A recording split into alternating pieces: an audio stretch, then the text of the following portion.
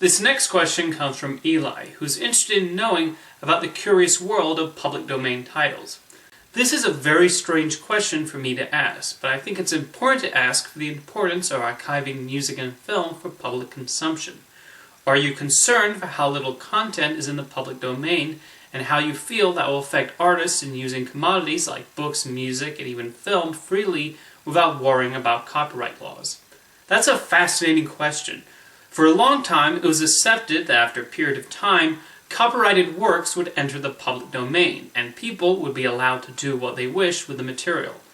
However, the Copyright Act has been stuck in time, thus leading to even centuries-old material not entering the public domain, and this is primarily due to the influence of one corporation. The Mickey Mouse cartoon Steamboat Willie, which turned 90 years old a few weeks ago, was supposed to enter the public domain years ago. However, Disney lobbied Congress to extend the time when copyrighted works enter the public domain. Of course, they were not the only one, but Disney definitely played a major role.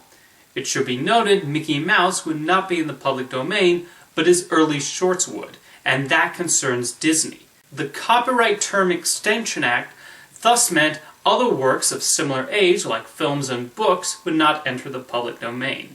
Now, I understand corporations wanting to continue to control their products so they continue to profit from them. However, it's ironic that Disney would have such a problem with their own works entering the public domain when some of their most well-known IP are based on centuries-old stories that Walt Disney would freely adapt. Many of the characters in Once Upon a Time are derived from stories in the public domain, for crying out loud. Although while everyone is allowed to make a movie based on Snow White and the Seven Dwarfs, they cannot use Disney's specific interpretations as a model, which does make sense. Although Disney itself dealt with that when they made Oz the Great and Powerful.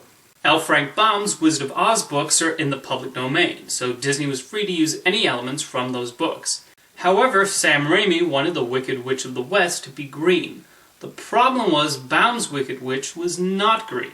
The one in the 1939 film adaptation was the first take on the character to be green-skinned, and Warner Brothers owns the copyright on that one. So their solution was to make her a different shade of green.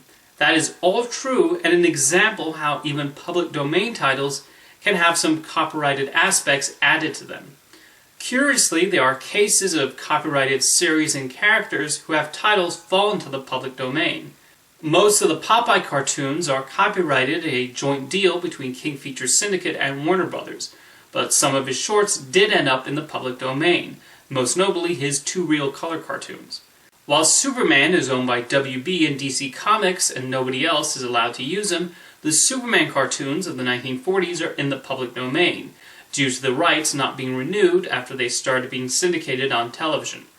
Probably the most infamous movie to end up in the public domain is Night of the Living Dead, because the distributor forgot to include a copyright notice on the film.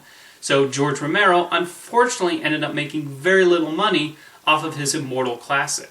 The most unusual case of a movie being in the public domain is the 1963 film Charade, produced by Universal Pictures and starring Cary Grant and Audrey Hepburn. However, Universal messed up the copyright notice, and thus this major studio film is not copyrighted and can be freely distributed by anyone. Oops. Interestingly enough, It's a Wonderful Life was in the public domain for a few decades, which is what allowed it to become a beloved holiday classic, due to how cheap it was for television stations to air the film. So that's a case where a film being in the public domain actually helped its status, although It's a Wonderful Life did eventually become owned by Paramount. Outside of those unique circumstances, though, most works created over the past century or so are copyrighted, and while it would be nice for them to be in the public domain, thus allowing creators more freedom to play around with pre-existing titles, it's going to take a while. And again, we have Mickey Mouse to thank for that.